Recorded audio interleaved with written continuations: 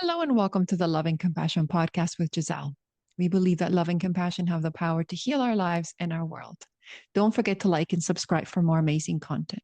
And if you'd like to support this podcast, don't forget to buy us a coffee at buymeacoffee/love and compassion. Today we're talking about relationships. And my guests today are Zeke and Terry Mead, who are empty nesters, midlife adventure travelers from the San Francisco Bay Area. In 2021, after 25 years of marriage and nearly getting divorced, they accidentally rebooted their relationship and embarked on a new set of adventures, embracing their differences and challenging themselves to grow individually and as a couple on a daily basis. They couldn't be more different, but they have a long history, a solid foundation, and a steadfast commitment to making it work as they travel and explore the world, mostly together. Please join me in welcoming Zeke and Terry Mead. Hi. Hi. Hello. Welcome to the show. I was wondering if you wanted to tell the listeners a little bit about how you actually met. Gary usually does this one. Go ahead. Yeah, usually I do. We've known each other for 45 years. We both grew up in the San Francisco Bay Area, and when we were in elementary school, there was the Gifted and Talented Education Program, GATE, and all of the kids who were part of GATE converged at the same school once a month, twice a month for enrichment activities. And I have an identical twin sister, and one month we showed up at a school. Zeke remembers meeting us. I don't really remember meeting him, but a couple years later, we all went to the same junior high school. And so we were in the same classes. And in the eighth grade, we went together for about 6 weeks. I dumped him. That makes for a better story if I say that. And then we were friends through high school. And if you want the full origin story, we went to different colleges. We dated when we were 21. I dumped him again. We dated again when we were 24. I dumped him again. And then we were 25. I made a list of everything that I wanted in a man for the rest of my life. And Zeke met all the criteria, except he was essentially the boy next door that I dumped 3 times. So then we were skiing when we were about 25 and had a little bit too much wine that night. And I just said, this needs to be the last time. And either we're going to get married or friendship has to be over because we just can't keep doing this. And 14 months later, we were married. What kept you holding on there, Zeke? Insanity. Yet when you're 10, 12, 13 years old and you start to develop these relationships with people, your conscious gloms onto just interesting, specific, different characteristics. And Terry was always someone that was just this person that I was always drawn to. And so whenever our planets would circle back around and come in alignment, it would all be like, okay, so I'm attracted to this person and let's see what this is all about this time. And then the counter to that, the joke is Terry's ability to evaluate things at 25 obviously wasn't very good. Now, I was playing the long game. Really? I was playing the long game. So fast forward, do you have children? We do. Our Yes. son is 24. He's doing a master's degree at San Francisco State. He's back living with us. And our youngest is a they, them, and they're 21, wrapping up their college, their undergrad at University of Vermont in Burlington. Beautiful, beautiful. Okay, so you are married, are having relationships. Fast forward to when you start to have problems again. Well, I think we've done a lot of work on ourselves, and especially in the last 4 years, I guess it's 2026, 5 years when we thought we were going to get divorced. We came into the marriage at 26. We look back at it just so young and so naive, and with really the wrong expectations and assumptions about what a relationship is and what a marriage is. And Zeke was in software sales or banking when we got married and later decided to become a police officer. And that ended up putting a significant amount of pressure on our relationship with the shift work. 4 days on, 4 days off, 5 days on, 3 days off, back-to-back fives. Called in for overtime, called in for court times. And after the kids were born, I was essentially a single parent working full time, and I launched a consulting company. And so then I was managing a company as well. And that really, we did not know how to navigate that What we later learned is I have an anxious attachment style and he has an avoidant attachment style. So naturally going in different directions. He's an only child. I'm an identical twin. So I used to doing everything together. I shared a womb with someone and Didn't share a room with anyone. exactly. So what we had was a solid foundation in that we grew up in the same place, knew a lot of the same people, but we did not know how to do the work. And so our relationship, I think in our early 40s was when it really started to get, I want to say bad. Logistically, we're really great with each other, but I think emotionally, love-wise, there was a lot of resentment there, and there was like a huge chasm. And over the course of about 10 years, we would each show up. One of us would show up and say, okay, I think we're done. And the other one would say, I'm not ready. And so we battled that for 7 to 10 years. Early in, like when I was about 43, I started perimenopause and I didn't really know it. So of course that also introduced a new set of challenges that neither of us knew was really going on. And our 40s, it was very difficult. But then the pandemic hit when we were 50, and of course we came together in order to support the kids, in order to be better citizens of the world. And logistically, I think we did really well. But in January of 2021, both of us, it was like the first time we'd had like a text fight, and I was in the bathtub and he came in, and one of us was like, I think we're done. And the other one was like, yeah, I think we're done. It was a long time coming. Yeah, thank you for sharing that. It must have been really challenging. I just want to go back just for a moment when you talked about the avoidance style and the anxious style.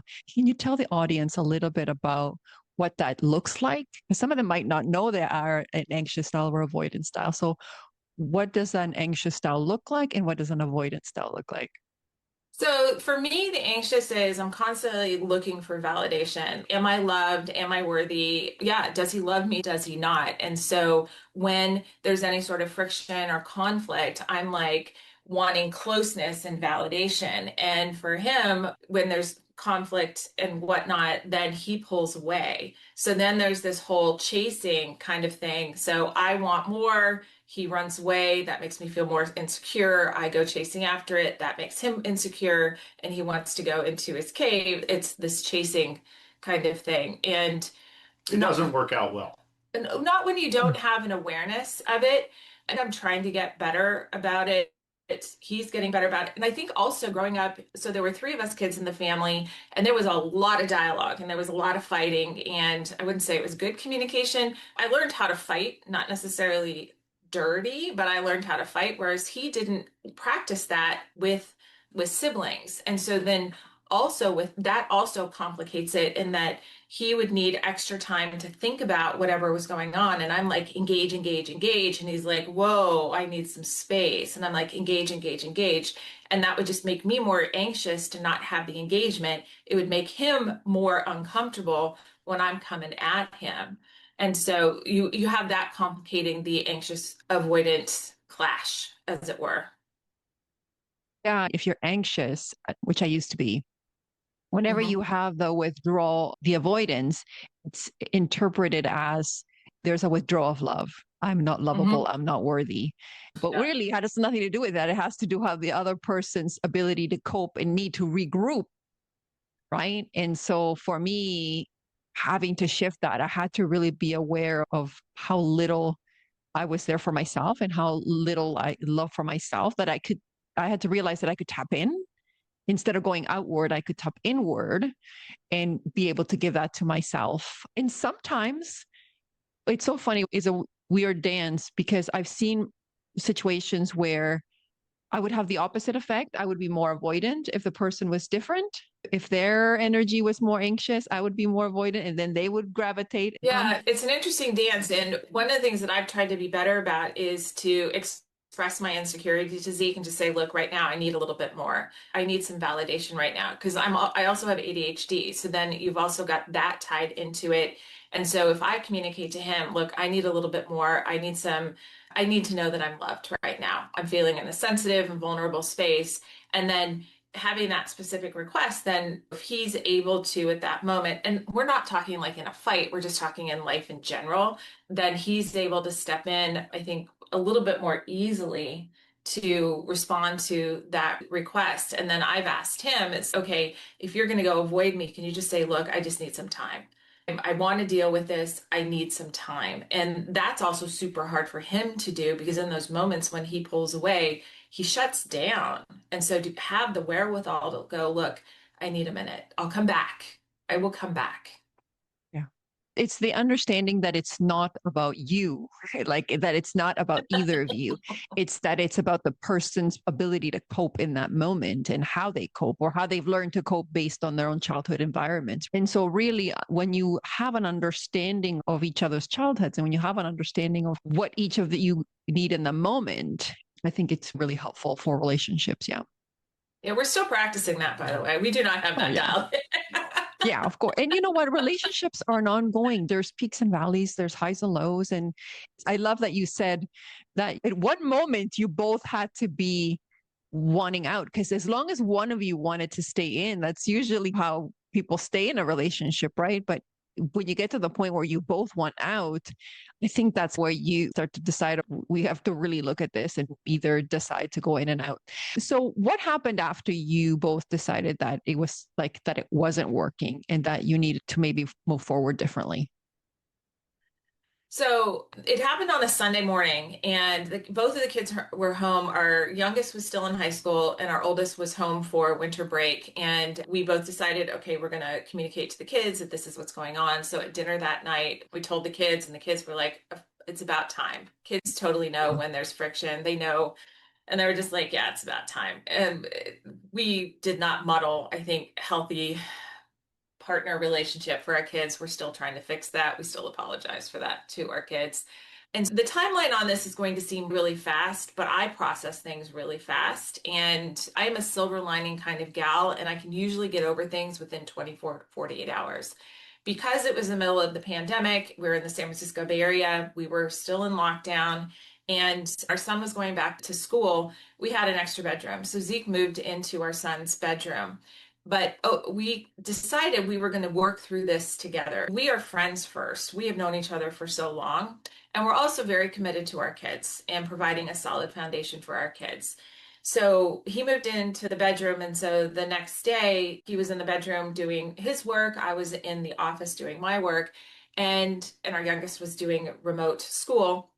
And I would come out and I would just start sobbing.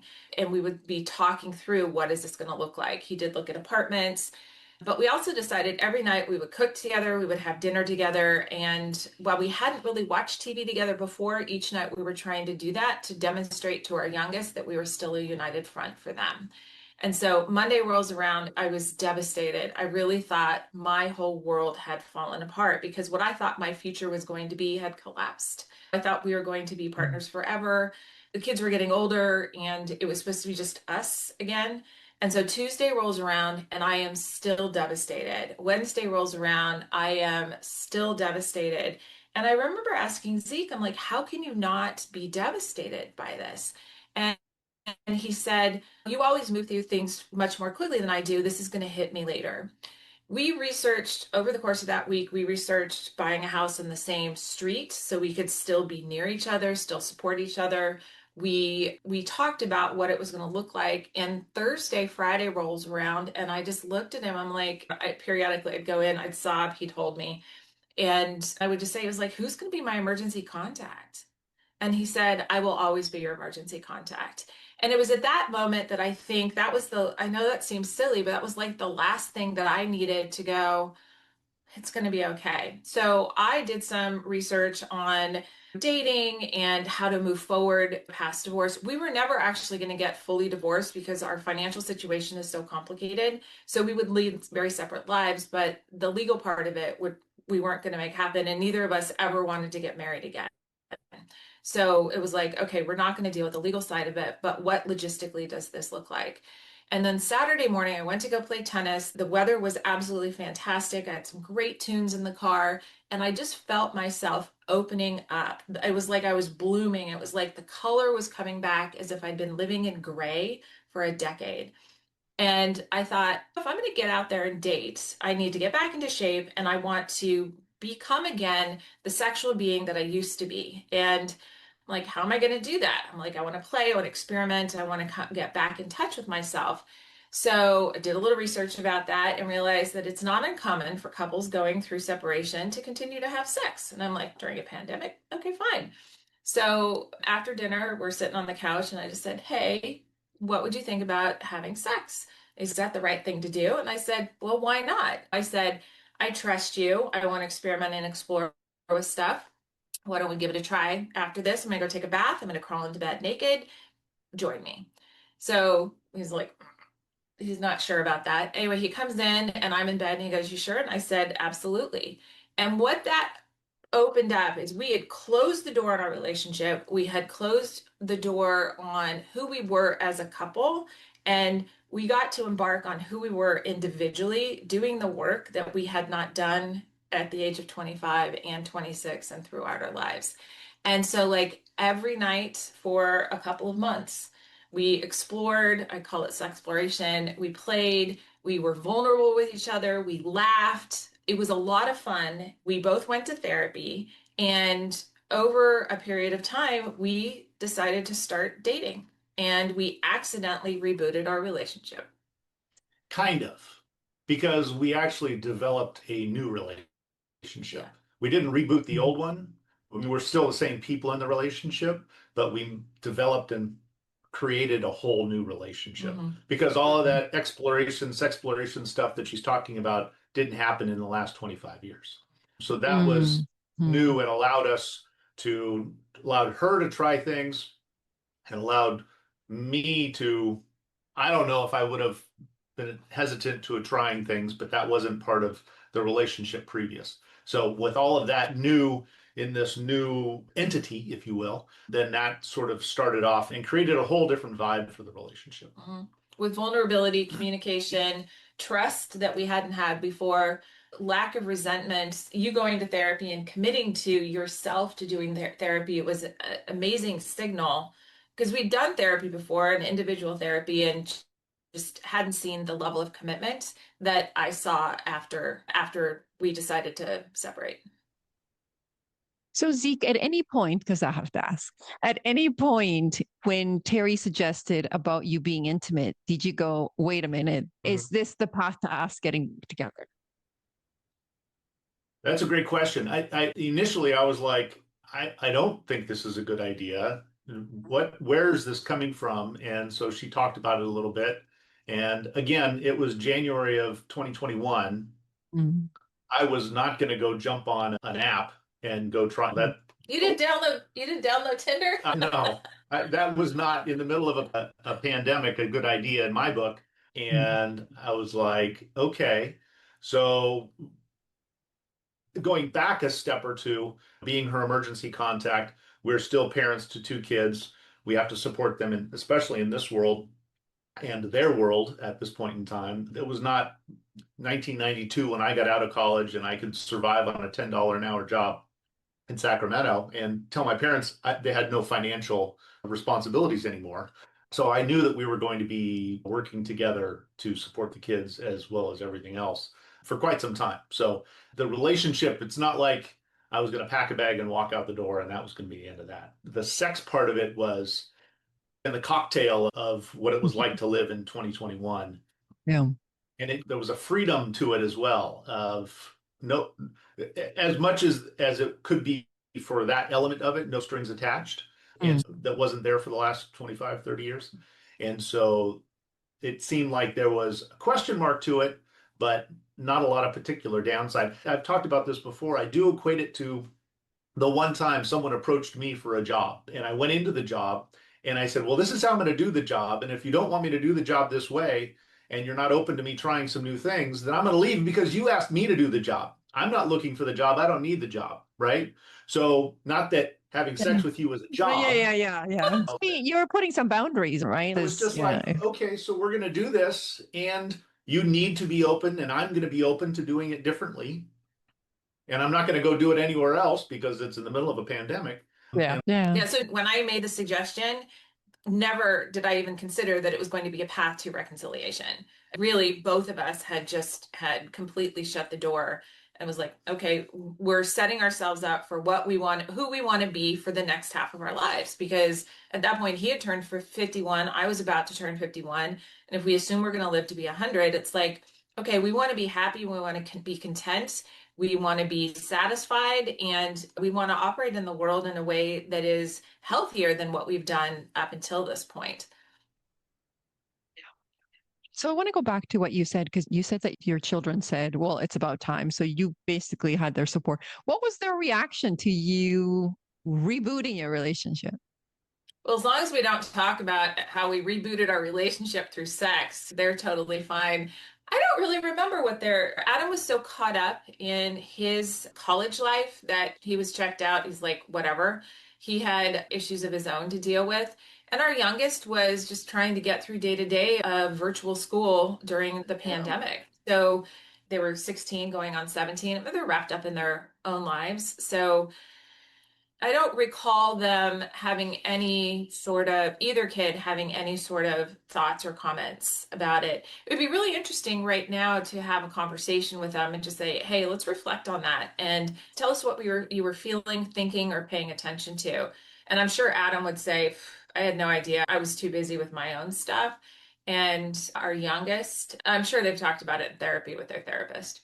Thinking back, that it was such a slow kind of turn of the Titanic at that point in time that there wasn't a day in which it was like, ta-da, right? As well as we are investing in this new relationship in a different way, we were concerned about the kids, but finally, I think they weren't the center of our universe at that point in time. The center of the universe for us had changed. And so we were less concerned about them, and for all those reasons Terry just talked about. And so they might have been going, wait, why is everything not pointing at me? Well, no, but our youngest was actually afraid when our oldest went off to college that everything was going to point at them. So I am pretty sure that because we would have dinner together every night, and Zeke and I would be on two ends, they would be across, the two kids would be across from each other. And I remember our youngest expressing concern about when Adam was gone, be like, oh my gosh, now all of the attention is going to be directed on me. So I'm sure that they were probably relieved that we had different focus and it wasn't all on them so that they could do their own thing. That would be my guess, but we'll have to text them later and see if they respond. Yeah. So thank you for that. Do you think that your relationship blossom or change because you each were willing to change? Oh, yeah. Yeah. Yeah. I mean, there's no way this would have worked if we showed up exactly the same way. Well, I think often people want their partner to change. They're like, I'm going to be happy if so and so changes. But I think what you're saying, or at least what I'm hearing from you, is that each of you committed to changing and to doing something different and to showing up more vulnerably, more authentically, whether that meant that it wasn't going to work together. But the surprising thing was that it actually brought you back together. Is that accurate? Oh, yeah. I mean, it would not have worked if we hadn't done the work. But the fact that we were committed to doing the work for ourselves, I think was really important. We had all sorts of fights and discussions over the years where I'm like, you need to do this, you need to do this is what I need from you. And then, of course, the disappointment and the resentment when I didn't feel like there was a commitment to me and what I didn't feel heard, I didn't feel seen in terms of what I said I needed in the relationship. And I have worked with an executive coach. I've worked with therapists. I'm constantly every day trying to work on something as we Gen X women in a patriarchal society have been conditioned to do, that there's always something wrong with us. And we're always trying to find the constant improvement. And so, yeah, there was no expectation. I no longer had any sort of demands on him changing because it was like, you do you, as long as we can show up for the kids the right way, as long as we can show up as friends the right way, build healthier communication paths, then that middle piece, that central Venn diagram, our lives were our own except for those central pieces where we needed the touch points. What about you, Zeke? Yeah, again, because it became this different entity and I had a different way to approach it. And I don't know if the word reinvention allowed me to sort of take on this different approach to it and let go of what had happened and have a different approach going forward. So that's the gist of my navigations through that. Well, let me ask you this question. Through our entire relationship, I always would be like, I need you to do this, and this is what I need. I don't remember you placing similar demands or asking me similar things. No. No. So you found your way back to each other. So what's currently working for your relationship? How have you changed and grown and expanded that enables you to continue to have a committed, loving relationship? As we said, we're continuing to work on this on a regular basis. Yeah, of course. We That's life. Yeah, so what works? We have instituted a number of things that I think are helpful. We're not always great with them, but as you know, every morning we decide to commit to the relationship. And one way that Zeke shows me is he gives me a kiss in the morning and says, I love you. And then I'm just there. No, I'm just kidding. I'd read this book called The New I Do while we were before we decided to call off our original relationship, and learned about there are 7 or 8 different types of marriages that you can go into. And you can get into it for the kids, for money, for companionship, for sex. There are these various different things, and there can be time limits on these things. First of all, you establish what you both expect out of the relationship or the marriage, and then you kind of put a plan together, and then you have periodic check-ins. And so it could be annual check-ins to make sure, are we still on the same page? Are we moving in the right direction? But I like the idea of the daily commitment to the relationship, that at any point we can choose to get out, that one of us could say, you know what, this really isn't working for me, and I don't want to be here anymore. So there's a lot of freedom in that. And you'd think that for somebody with an anxious attachment style, that there would be a lot of uncertainty in that, but there really isn't. So the daily commitment. We also implemented, and we were really good about it for the first couple of years. And now we do it every 3 or 4 weeks. It was a weekly check-in. And there are like 5 or 6 questions that we do in order to make sure that chasm that developed during our previous relationship didn't develop into the future. And we always start it by being super close together and saying, is there anything I can do to make you feel more loved and more comfortable right now? And I think this is stuff I found. It's probably Gottman Institute stuff. I mean, there's nothing magical here. It's not innovative on my part, other than we decided to implement this. And then it was like, is there anything that I've done to inadvertently hurt you over the last week? And then, so if there is something that we have not addressed over the previous week, that is the opportunity to talk about it in a very close, loving, intimate setting, in a safe space that doesn't end up being like a big argument. I think we've only ended up in an argument after that like twice out in the last 5 years. And then it was like, how's our sex life been? And that's usually an easy one to answer, which is usually really great. And then we ask, what's coming up next week? Is there anything stressful? And is there anything that I can do to make it a little bit easier for you? And that gives us an opportunity to talk about what's coming up. So we can talk about what's happened. We can talk about what's coming up. That keeps us connected through the communication. And then like 2 years ago, I added, is there anything I did to make you feel loved this week? And so then we can tap into it. We either end on the sex question or we end on is there anything that makes you feel loved? Because I like us ending on a high. So that's been a really helpful tool to help us stay connected. So I hope that answered your question in terms of some of the things that we've done. We try not to let things fester the way that we used to, but we launched a new business, Zeke and Terry Adventures, 2 years ago. And as you can tell, I'm super outgoing. I'm super chatty. He's more of an introvert and more, I would like to say, thoughtful about the things.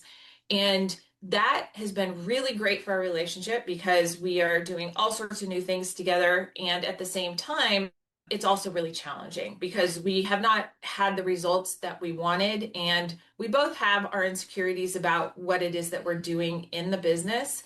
And so that is creating actually the biggest conflict for us. And it's also creating the biggest opportunity for us to have good communication and work together through the various different challenges. I get to show up and be very compassionate to him about his insecurities around it, which I think it really makes this beautiful broth of a relationship.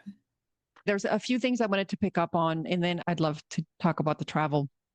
The first thing I wanted to mention is that I wholeheartedly agree with you, is that I think we have this expectation or this belief that ideal relationships don't have conflict, but it is how you manage the conflict that helps you actually come closer together, that helps you overcome things together. The second thing really is about the fact that I find it interesting that you talked about this is an ongoing commitment, but we also know that at any point we could just say, I can't make this commitment.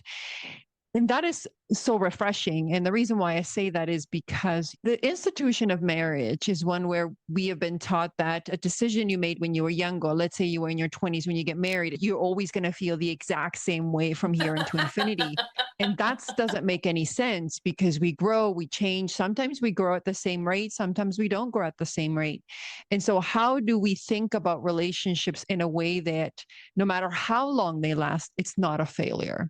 Right? Everything that you go through is still a learning opportunity, is still an opportunity to love. It's still an opportunity to learn about ourselves without having that extra judgment of, well, if this isn't forever, then it didn't work. And then I'm a failure, or that you have to push yourself to stay in something that maybe you've outgrown. And so I think those are two very important points that you are making. And I think because the institution of marriage is different, right? Before it was really, for women, it was a security, right? Because when you had the children, the men could go and sow their seeds anywhere. And then, like, you had the kid. And so the institution of marriage became one where there was a security, right? But I think relationships are morphing and changing, and women have the ability to make their own money, their own businesses. And so the need for that kind of like security and stability maybe not necessarily be there from my Oh, yeah, perspective. absolutely. And we're seeing it in these next generations who are these women in their 20s and their 30s who are like, I'm not settling. I can have my own money, I can have my own house, I have my friends, I can Kids. make my own choices, I can choose to have kids if I want to, or choose not to have kids. And so this whole you're gonna die an old cat lady, I'm like, how many cats do I get to have in my own space? So we're seeing in society a time when the men are actually having to step up from an emotional perspective and doing the work, whereas before they're like, I'm bringing home the paycheck. You can't get a credit card, you can't get a loan to buy a house. You get pregnant, you get kicked out of secretarial school. So, you're stuck with me. And now women just have so many more options available to them. And I think it really is a huge opportunity for society in general, for heterosexual men, especially, to have to step up in a way that women have had to step up and endure for centuries. Well, at the same time, it opens another set of doors for men because Yeah. we were on the early side of this and we didn't do it exactly right. I didn't do it exactly right. But when the kids were 3 and 6 years old, I stopped being a police officer and became a stay-at-home dad because Oh, Terry was making way more money than I was making, even as an overtime police officer, which was a very generous pay package. And mm, so we flipped roles. And I think yeah. the upside of that is that we showed our kids that that could happen. Didn't Yeah. exactly show them the best way for it to happen, but that it was a possibility. Because up until then, I'd worked since I was like 17 years old, up until 38 years old. And then it was like, wait, this doesn't make sense financially. I'm spending half of my paycheck on childcare, Yeah. and I'm still getting in the way of Terry making more money. This doesn't make any Oh, sense. and our relationship was Yeah. terrible, and our kids, we were eating out way too many days a week. Yeah, it was not the lifestyle that we were looking for. Because when we decided to get married, the agreement was he was going to stay home with the kids. We knew from the get-go that going Mm. into was going to be flipped. But then he became a police officer, really liked the work, and then it was like, wait, this is not working. I liked the work. I didn't like the schedule. Okay. Fair enough. I want to talk about, just since you've mentioned it a couple of times, like self-forgiveness. And the reason why I bring that up is like there has to be an element of self-forgiveness because we make mistakes as parents in our Oh. relationship, in the modeling things that we do to our kids. And I remember talking to my kids when they were very young and telling them, I'm going to make mistakes. Mommy doesn't always know what she's doing. There's no kid manual, and I'm going to be apologetic and I'm going to be honest. And sometimes I'm going to make mistakes. We don't always get it right. We're human beings here, right? And so there's got to be a level of self forgiveness because of the mistakes you made. Yeah, so we would joke when the kids were younger that we were putting money away for their therapy, that we knew that we were going to be contributing to some sort of their negative side of their emotional and psychological well-being. I'm not sure that was the right way to handle it. I wish that we'd had the wherewithal to say, look, we're human. We're going to do the best that we can with what we have at the time. And I hope that if we make mistakes, that there will be some forgiveness there. We just did not have that level of awareness going in. What we've done over the last 5 years with the kids is just apologize for not modeling the right relationship. And both the kids are in therapy. Our youngest has been in since high school, and then our oldest did in high school and then has been for the last year. We believe in getting professional help. And there are times where you're like, oh my gosh, I'm so sorry we didn't model this better for you. And they'll say, yeah, why are you doing it now? You're doing great now. You could have done this. And I'm like, we were just not in a place to do this. So at least now we're able to model. And I was called out on this whole self-forgiveness thing a couple weeks ago. You're owning too much of this and you need to forgive yourself for it. I was like, I think I'm exaggerating a little bit just for the joke, for the bit. And I'm super proud of ourselves for modeling better stuff and being able to say, look, we know we didn't do that right, but here's what we're doing now. And we hope that you can learn from what we're doing now, that it is not too late. What was also helpful is sometime in the last 5 years, we saw the statistic that parents are only like 20 to 30% responsible for how the kids turn out in their emotional well-being and et cetera. And I have to remind myself of that regularly to say, you're not 100% responsible for how screwed up your kids are. You're only 25% responsible. And it's like, oh, it takes the pressure off to say, for me, once again, having in a patriarchal society as a Gen X woman, I was supposed to have it all, be perfect in every aspect of my life. And this is one place where I feel like I failed.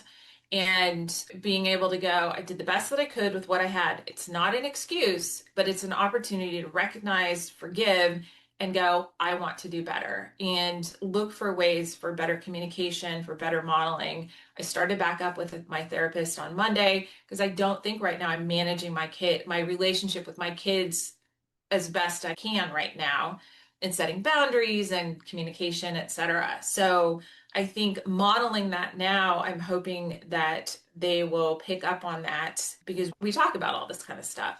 What is really interesting is what we expect from our parents. A month ago, I had a partial knee replacement, and our son, who's living at home, could not see me in pain, could not see me out for the count. And I was in a lot of pain because I can't take narcotics because my body just can't handle them. And I was in a lot of pain. I'm also a very active person. And last night he said his friends were over and they'd had a few too many beers. And he goes, yeah, it's really hard. He's like, you're the soccer player, you're the tennis player, you're the runner, you're the one with the business, you fly helicopters, you do all this stuff and you're not doing that right now. And I was like, it's just a pause, honey. It's just a pause. I am still that person. But it's interesting how our kids see us, whether it's us individually or as a couple. And now I know exactly what his issue is. And now I can be there to help him work through that in order to set him up better for the future. But it's absolutely fascinating. Yeah, I love that you said that because it is so true. We're human beings. We evolve, we change. I was not aware of how much anxiety I had when my kids were very little and how Oh, much I modeled that for them. And as I grew and expanded and found my way through mindfulness and compassion and all of these things, how much I had to forgive myself. And also how sometimes the people in our lives want to hold on to those old identities because that gives them a sense of consistency and safety. But as you evolve, they have to evolve too, and their vision of you has to evolve. And so sometimes that can be a little bit challenging for them. But kudos to you for helping them navigate through that journey because life is all about growth. yeah, we're Want probably to talk? screwing up on that too, but that's okay. Yeah, you know what? The truth of the matter is, I feel like everything is a gift and a journey, and it's an experience. And I feel like the kids are going to be all right. And that's one thing I hold on to no matter what's happening. And sometimes things happen, right? My kids are always all right. They're more resilient than I believe. They're good. They're great.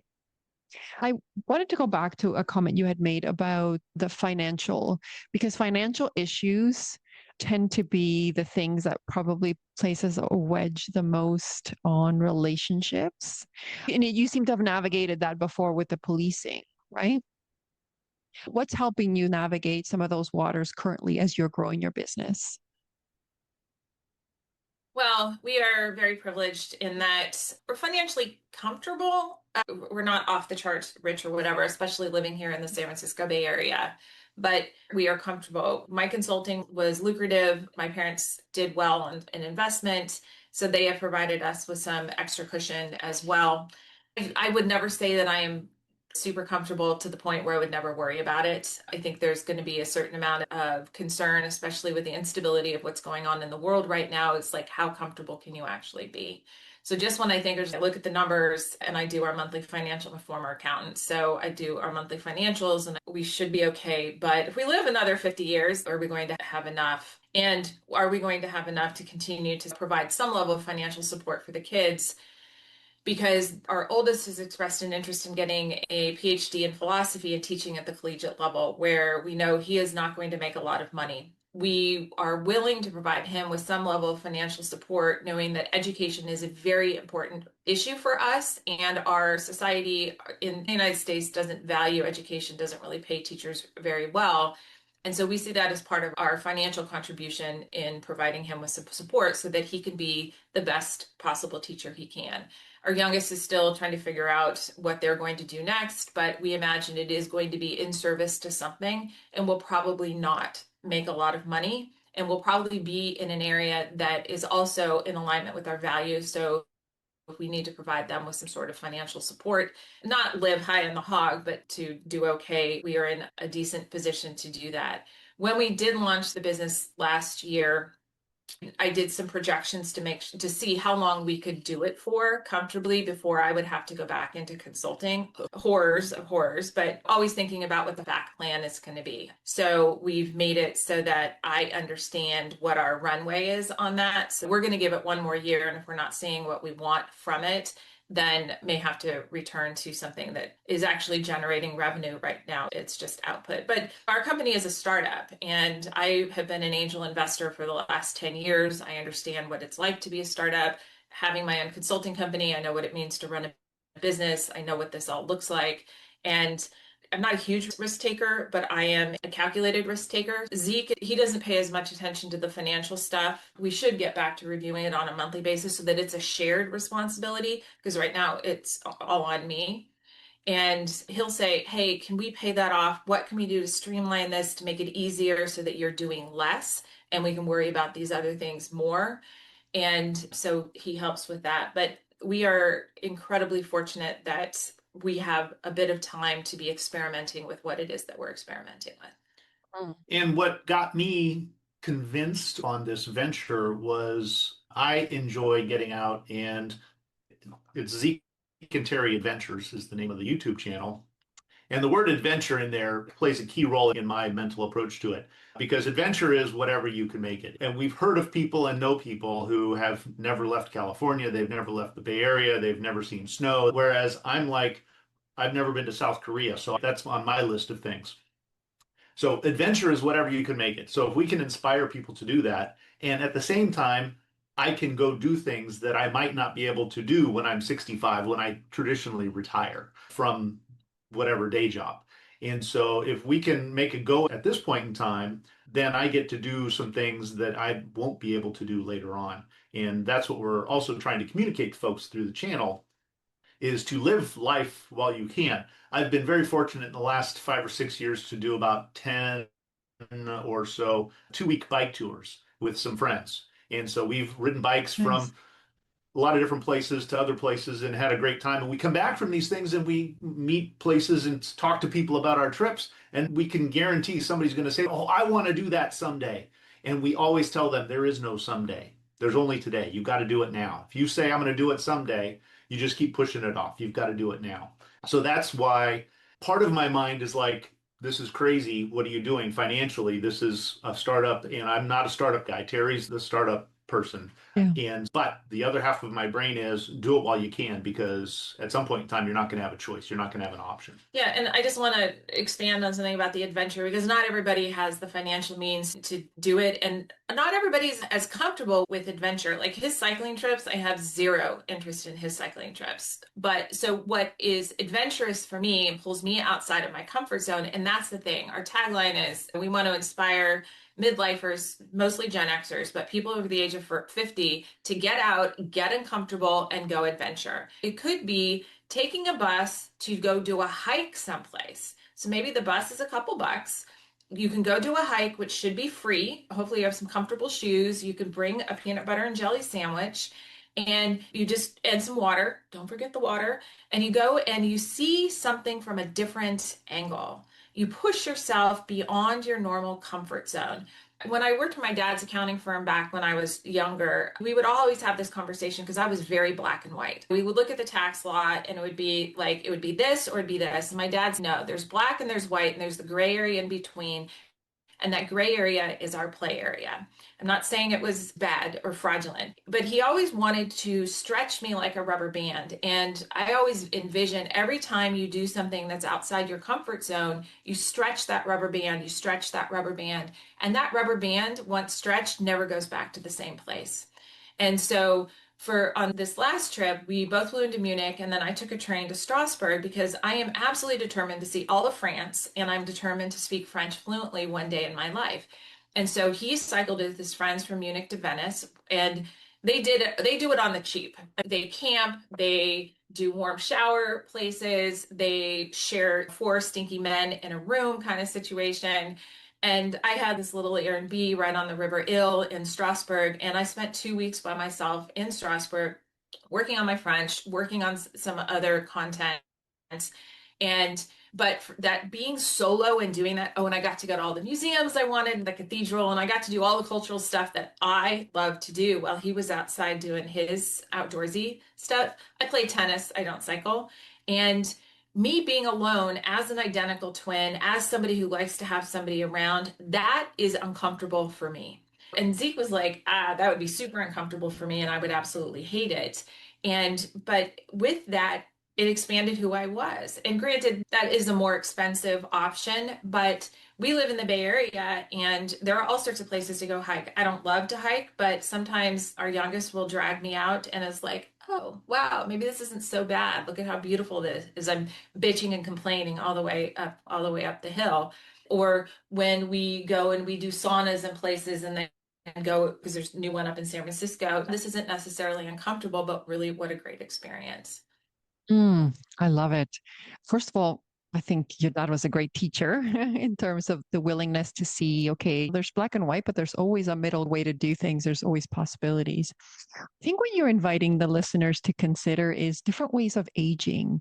Because I think the more you get active and get adventure or get beyond your limitations, the more likely that you're going to be aging very well at the end. For this podcast, I interviewed a 75-year-old lady she started when she was 65, I believe. She's like the 15th time world champion pole dancing. She still does it. Awesome. Like she's 75. She's still like the world leader. And so can we reimagine how we age? Because what I noticed in aging is there's a constriction more and more and more and more. People are less likely to go out. They're less likely to socialize. And so there's an outward constriction. Whereas your business is enabling people to go, okay, can we go upward instead? Can we reimagine aging? Can we reimagine mobility? Can we reimagine adventure? Adventure doesn't mean I have to go to the south of France. Can I even just say that I'm willing to try that makes me out of my comfort zone? It doesn't necessarily mean having to go outside. It could be just public speaking. It could be anything that helps me shift and open up to life. There might be a lot of opportunity around with organizations that are helping people become more mobile, because I think your organization is not just the traveling, it really is opening up people beyond their limitations, and especially around aging. Can we Yeah. really reimagine ourselves? Yeah, go ahead. Yeah, so in 2019, I wrote a book called Piloting Your Life to inspire women over the age of 40 to design and live lives of our own creation. And the reason why it's Piloting Your Life is as a woman in male-dominated spaces, especially in like investing and stuff, I am a commercially rated helicopter pilot, so I have my brand around, I fly helicopters for fun. I have my branding around aviation. And so I had a podcast for a couple of years called Piloting Your Life. It ultimately focused on women. And then I wrote this book because I realized there wasn't the What to Expect When You Turn 40 book for women. We're seeing more conversations about perimenopause and menopause and what happens to our brains and our bodies. It's more than just hot flashes. And it was like, I wanted to better understand that. So I love that you tapped into the redefining what aging means. And I think Gen X especially has an opportunity to really model moving forward what aging means. And we do not have available to us, at least in the United States, the same, you work at the same place for your entire life, you have a pension, and then you're set up for the future. A lot of us are not going to be retiring at 65. A lot of us are not going to have grandkids. We're not necessarily going to have the retirement and aging lives that have been modeled before us. And so I do see that as a huge opportunity for us to redefine what aging means, focusing on what good health means. And good health is focused on not just your fitness or your weight, but it's brain health, it's mobility, it's flexibility, and it's friendships. I interviewed 36 diverse women from around the world for my book so I could share their stories, because a lot of us need to see it to be it. And so maybe they didn't like my story, but they might like my friend Carliza's story or somebody else's story. And in the research, in order to really set ourselves up well for the next phase of our lives, is we need a little bit of activity, exercise. We need deep and meaningful relationships or friendships, and we need meaning or purpose. And in doing further research on purpose, not having a big P purpose, but a little p purpose is important, because all of those things build up. So I'm doing this drawing challenge right now so that I can start painting again, which I haven't done since high school. And so every day for 10 minutes, I'm drawing. And it's so fun to do something new and know that I can completely fail at it. No one's going to judge me. I am pushing it out on Instagram so that I can inspire other people to be silly and whimsical as well. But I think my focus is on women. If we decide to be selfish for once, put ourselves first, focus on how we want to be in the world, do the work, make the decisions on what we want, we can model it better, not only for the women coming up behind us, but also for the men in the world. And then our society in general becomes a better thing. And so, like Zeke going out and doing his cycling stuff, he's the young one in the group, just by a year or two. But getting out there and doing a 400 or a 700-mile cycling, and we're talking pedaling, just like doing it on the cheap, that is just so funny. It's not always just the physical, it's the mental. And that's the other thing with this new business. Every single day we are learning something new. We are throwing so much pasta on the wall, and so much of it is not sticking in terms of what we're trying and experimenting with.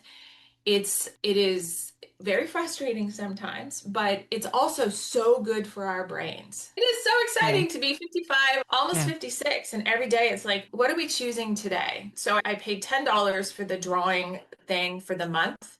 So it wasn't an expensive thing. But one of the coolest things was we've been to so many museums, and one of my new favorite artists is Egon Schiele. And yesterday the thing had to do with negative spaces. I think it's called Draw Together, and Wendy Mack is the gal leading it. And she showed Egon Schiele's work. And I'm like, oh my God, I love Egon Schiele. And like a couple days before, it was some sort of a line drawing thing, and it was Cy Twombly. And I'm like, I saw Cy Twombly's stuff in Munich. I got to see Egon Schiele's stuff in Vienna. And I know my privilege is showing right now, but I love seeing these things connect together. That's something I learned in one place. I'm now seeing it in play in another, and then I get to do something with it. It is so fun. Yeah. Same time, just a quick reference of that, although we are in the San Francisco Bay Area, which is, of course, a world-class leading art center, education center, but we've been in enough places around the world where we'll walk into some little museum or art installation or a church or whatever is in some little town, because Terry wants to go to every single one of them, and we'll find something there. It's like, wait, we've seen that other places. So wherever you are at out there in the world, you look around and you'll find something somewhere that can be just as interesting and or inspired by some of these things that you find here. And the nice thing about the little towns that have these is it's probably free, and two, you're not going to spend 6 hours stumbling around in the Louvre looking for something and with a crowd of millions, which is my trigger point, because I don't have the patience to deal with crowds. That's fair.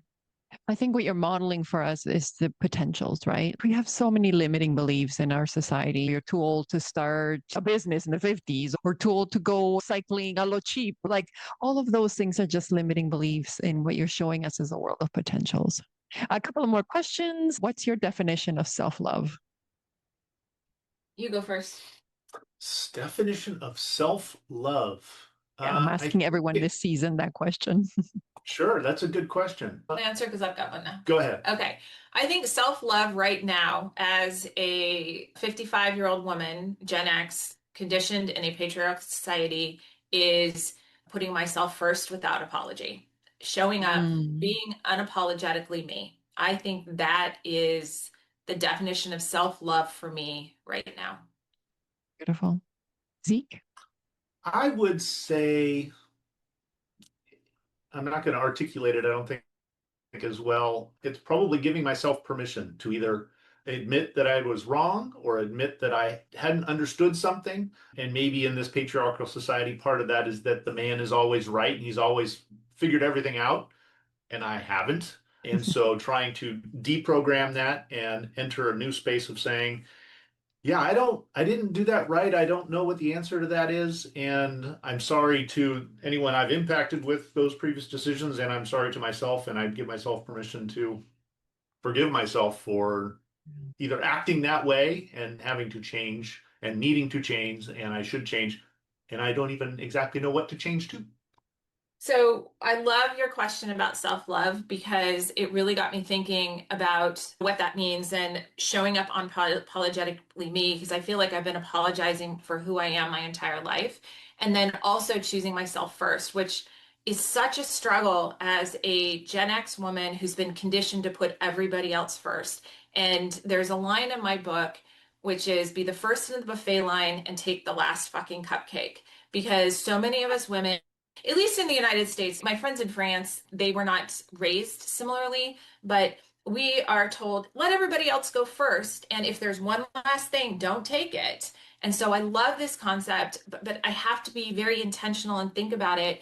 I love this concept of choose you first. Men have no problems choosing themselves first. And the thing that I have modeled so poorly for my kids is that selflessness is important and always being in service to somebody else is important, and you put yourself last. And if I could turn back time and change one thing, I would change and show that I put myself first more, because I think it was so important for both boys and girls, men and women, to see that it is okay for women to show up unapologetically, put themselves first, being aware of the impact, but putting themselves first. So I Yeah. loved that you forced me to think through, and I'm actually going to put a reminder on my desk. It's like practice acts of self-love every day so that it can become less of a practice and it can be part of who I am. So thank you for that. Ah, thank you for that because I can totally appreciate that. I grew up here in Canada, so not the States, but I felt the same way. There's this messaging that a good mother puts themselves last, a good mother puts their kids first, eats last, like all of those things. And that's not true because what it does is it leads to burnout. In fact, the less that I loved myself and filled my cup, the more I gave for my reserves and the more I resented it. Sometimes I And was snappy at when my we go kids. through, yeah, and we go through perimenopause, and that's what we're seeing is women just completely burned out going through perimenopause and the menopause transition, especially if you have ADHD and just like, what the hell happened? Yeah. And that's why I see our 40s as such an incredible opportunity to shift out of being in service to others, because our bodies and our minds are saying, you've got to focus inward. You've got to focus less outward. And that's what's fun about the 40s suck. But the 50s, once you've done that work, the 50s are amazing. Great answers. Thank you to both of you. Last one is where can people find you? Where can they work with you? Where can you find your book? Share anything you want to share. So my book, Piloting Your Life, is available on Amazon. I'm sorry if you're not, we don't shop on Amazon, but it's in audiobook. I narrated it, ebook and paperback. You can also order it through like bookshop.org, request it through Libby, your library. So it's pretty much everywhere, or go to my website, pilotingyourlife.com. Zeke and Terry Adventures is available at zekeandterryadventures.com. You can find us as Zeke and Terry on YouTube, TikTok, Instagram, Facebook. We have a Medium post with our back postcards from the road. We have this whole postcards from the road concept where as we are traveling or not, I send postcards from the road, virtual postcards. And if you provide us with your physical mailing address, we actually send postcards from physical postcards with stamp from places that we visit, because I am a firm believer in snail mail and written correspondence. Glad I don't live in Denmark, which I think has stopped their physical mail.